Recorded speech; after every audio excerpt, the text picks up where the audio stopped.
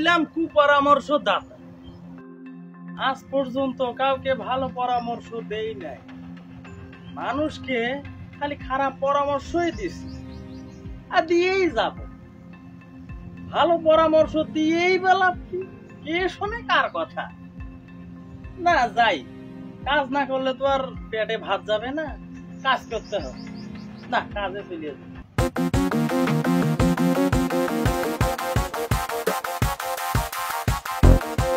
আরে ভাই কেমন আছেন? হারুন ভাই না? হ্যাঁ ভাই, আল্লাহ রাখছে, ভালোই আছি। তো এতদিন তো দেখি নাই, এতদিন কোথাও ছিলেন নাকি? ঢাকায় ছিলাম ভাই। তা টাকা পয়সা তো ভালোই নিয়ে আসছেন। বেশি না ভাই, সামান্য। মানুষকে তো ভালো পরামর্শ দিয়ে লাভ নাই, মানুষে খারাপ ভাবে আর কি, মানে খারাপ কয়। তো টাকা পয়সা দিয়ে কি করবা? এই টাকা দিয়ে কি করব? এই টাকা দিয়ে একটা জমি বন্ধক নেব আর হালকা একটা ব্যবসা করে খাবো। আমি হইলাম কুপরামর্শদাতা, তোমারে ব্যবসা করাইতাছি। এই যে একটা ভুল কথা কইলা। কেন ভাই? এ জমি বন্ধক নিয়ে খাটবা, মানুষে কইব নিজের বাপের জমি নাই, অন্যের জমি বন্ধক নিয়ে খাটাখাটি করতেছে, আর কয়েকদিন পর তো এই জমি ফেরত দেওয়াই লাগবে। হ্যাঁ, তো এই যে আর একটা ব্যবসার কথা কইলা, এটা তো হলো আরেকটা ফালতু। কেন ভাই? কেন? হ্যাঁ, কয়েকদিন পরেই বুঝবেন কেন। আরে ভাই, যে ব্যবসার কথা কইলা না, এই ব্যবসা করে কোনো লাভ নাই। এই ব্যবসা করে কে কি করতে পারছে? আপনার দোকানের মাল সব বাকি খাইব, টাকা দিব না। টাকা চাইতে যাইবেন, এই যে কাজে ঝগড়া লাগবো, মারামারি লাগবো, ইজ্জত শেষ।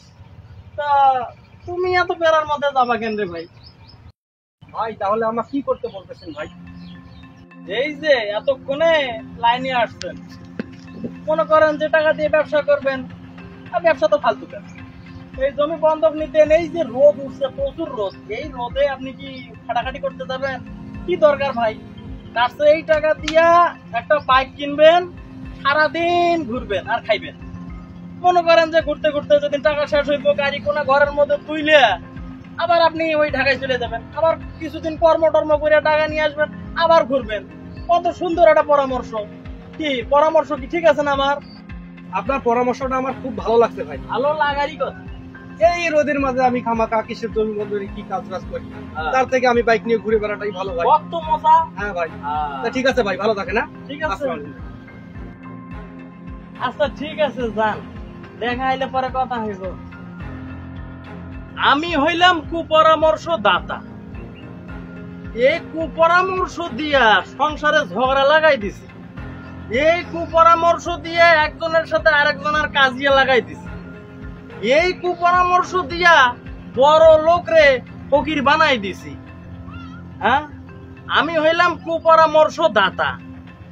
এমন কুপরামর্শ দিমু, সমাজে সবাইরে আমি অশান্তিতে রাইখা দিমু, কাউরে শান্তিতে থাকতে দিমু না। আমি সেই কুপরামর্শদাতা।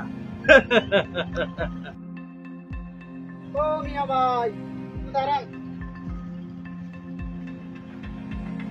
ভাই, এতক্ষণ যা বলছেন সবই তো শুনছি। আচ্ছা বলেন তো, এতে আপনার লাভটা কি? আমারে জ্ঞান দিতেছ, সব জায়গায় লাভ খুঁজলে হবে না, নিজেরও মাঝে মাঝে একটু ক্ষতি করতে হয়। ভাই আপনার কথাটা ঠিক বুঝলাম না। কথা বুঝবেন কেমনে? আপনার বোঝা লাগবো না। ভাই বিষয়টা যদি একটু খুলে বলতেন আমাকে। শুনতে চান? হ্যাঁ ভাই। আসেন আমার সাথে। এই সমাজের মানুষ আমাকে কুপরামর্শদাতা বানাইছে। আমি কি মানুষকে এমনি কুপরামর্শ দেই? কি করেছিলাম জীবনে? আমি কি করেছিল আমার নিষ্পাপ বোনটা? এই কুপরামর্শের জন্য জমি নিয়ে মারামারি করতে গিয়ে আমার বাবা চলে গেছে। এই কুপরামর্শের জন্য আজ আমার বোনটার বিয়ে হলো না। এই কুপরামর্শের জন্য আজ আমি অন্যের জমিতে কৃষি কাজ করে খাচ্ছি। কেন রে ভাই, আমি জীবনে কি করেছিলাম? আর আপনি আসছেন আমাকে জ্ঞান দিচ্ছেন না?